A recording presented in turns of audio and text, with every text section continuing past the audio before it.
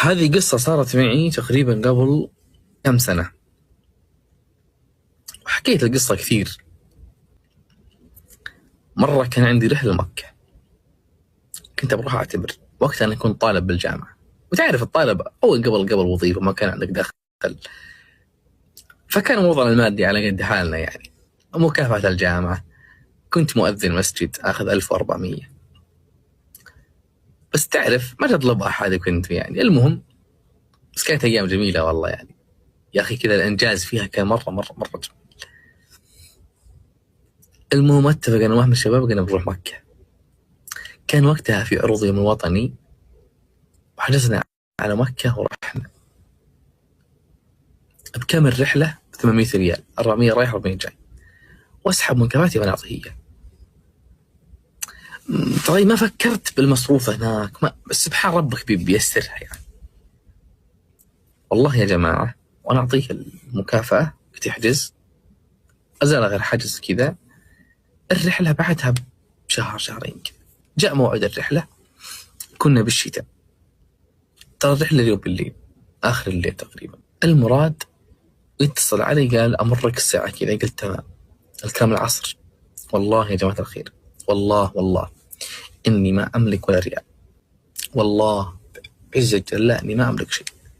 كنت طفران، والله إني أستثقل إني أرفع السماعة على واحد من إخواني ولا أبوي وأقول له أبغى لي مبلغ بسافر. كنت أستثقلها مرة، ثقيلة على نفسي إني أطلب أحد يعني. المراد وأنا نعي مسبحة مثل هذه، نعي مسبحة مثل هذه، شايفين؟ وأنا من العصر واستلمها استغفار، استغفر الله استغفر الله استغفر الله استغفر الله. سبحان الله، استغفار جلب الرزق، كما قال تعالى فقلت استغفر ربكم انه كان غفارا يرسل السماء عليكم مدرارا يمددكم باموال وبنين الى اخر الايه. وامسكها استغفار واستغفر واستغفر واستغفر. كم هذا قبل 10 سنوات كذا، يمكن 8 سنوات. استغفار استغفار استغفار استغفار. والله بعد المغرب تكلمني واحدة من خواتي، قالت ودني للسوق. رحلتي متى؟ الساعة 11 بالليل، آخر الليل. كلمتني واحدة من خواتي الساعة آخر العصر، قالت ودني بعد المغرب للسوق. قلت تمام والله، وأنا مرة وراح أوديها للسوق تتقضى تشتري أغراض كذا. قالت أنت اليوم مسافر؟ قلت إيه. اشترت لي والله عطر، واشترت لي أعزكم الله جزمة، جلكم الله سمع ملاك. كانت احنا طالعين قسم بالله وتحط بيدي 500 ريال. كم؟ 500 ريال. المهم مركب سيارة ونزلت البيت، ورحت جهزت شنطتي وكذا أمور كذا، لبست الإحرام، ودق علي الرجال اللي أنا وياها مسافرين المكة.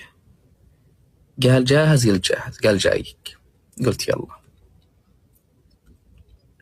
يوم وقف عند الباب واركب معه بالسيارة، وحنا ماشيين بالطريق، ويطلع من الدرج 800 ريال حقاتي. قال هذا فلوسك لك. شلون حجزت ذاكر؟ قال أنا هذا مني، بس أعطيتك 800 ما بك تصرفها. شوف سبحان الله الاستغفار. قال هذه 800 حقتك رجعها لك، خلها معك مصروف لك هناك. قال والله ارتخذ، حلفت التذكرة هذه مني. الله يكثر خيرك وجزاك الله خير.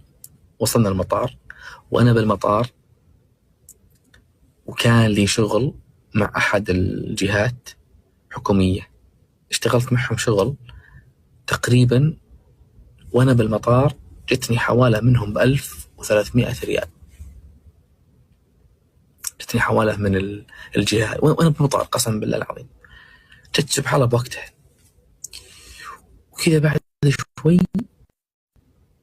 يحول لي طارق أخوي 1000 ريال. شوف الاستغفار، جتني 500، وخوي هذا رجع لي 800، جتني حوالة 1300، وأخوي أعطاني 1000 طارق. تذكرت بل تزده. فسبحان الله يا جماعة الخير، والله العظيم هذا من أثر الاستغفار شفته، أقسم بالله أني أنا شفته.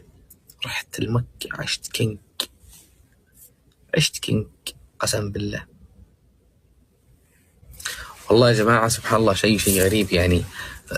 والمواقف يعني اللي مثل هذا ترى كثيرة مرة يعني، حصلت لي أشياء سبحان الله شفت أثر عجيب. الاستغفار